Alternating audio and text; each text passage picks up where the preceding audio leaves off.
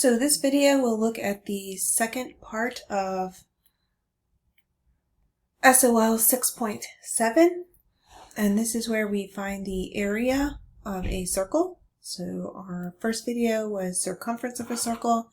This video will look at the area of a circle. So when we talk about area, we're not talking about the distance around the circle. We're actually talking about the distance that is, or the amount of space that's inside of that boundary that creates our circle. So area is the amount of space that is inside the boundary of any flat two-dimensional figure. It could be a triangle, for us a circle, or a rectangle.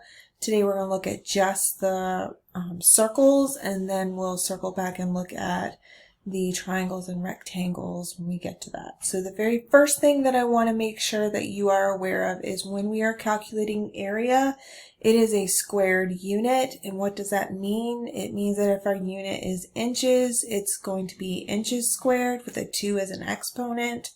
If it's centimeters, it could be centimeters squared, could be feet squared, it could be miles squared, but area is a square unit. So our unit label will always have an exponent of 2 on it.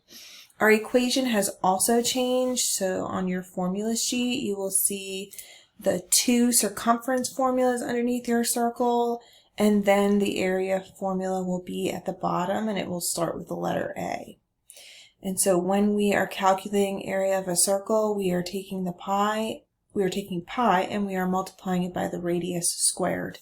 So if I look at number 1, this is not the radius, this is the diameter, and we talked about that in the last video when we were calculating circumference.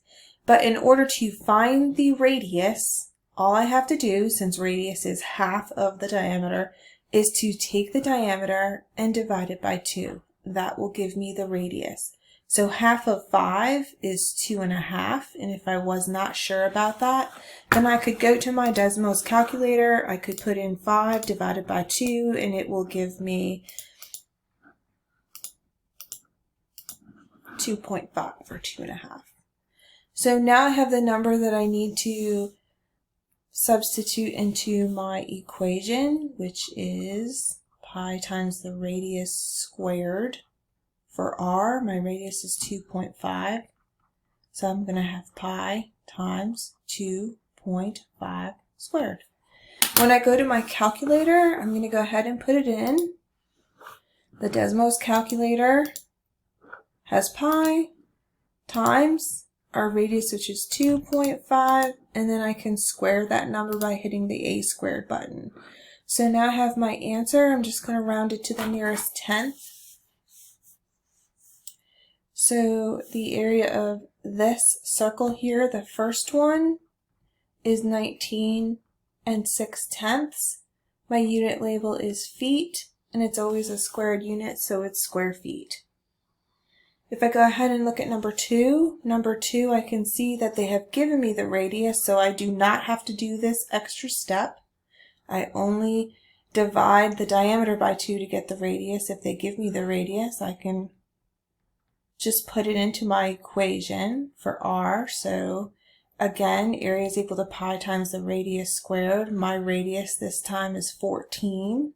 So I'm going to go to my Desmos calculator, and I'm going to put in 14 squared times pi, and I know I did that backwards.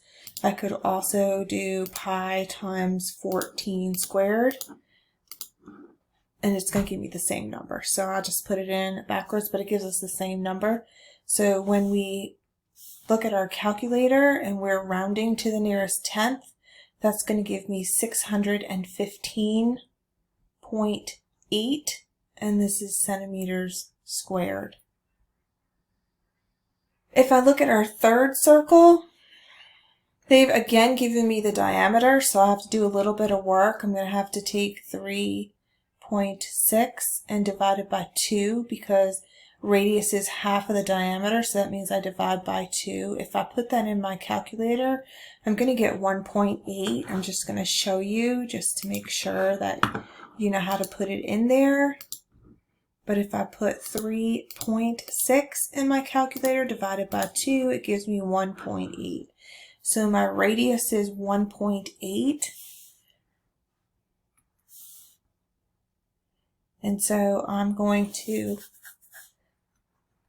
put A is equal to pi times the radius squared. My radius is 1.8 squared. I'm going to go back to my calculator, Desmos calculator, new line, pi times 1.8 squared, and round to the nearest tenth for my answer. And this will give me 10.2. My unit is yards, and that would be squared. So this is how we find area. Remember, area is the amount of space that's inside the boundary of the circle, and then the area is a square unit, so it has to have that little 2 next to your unit label.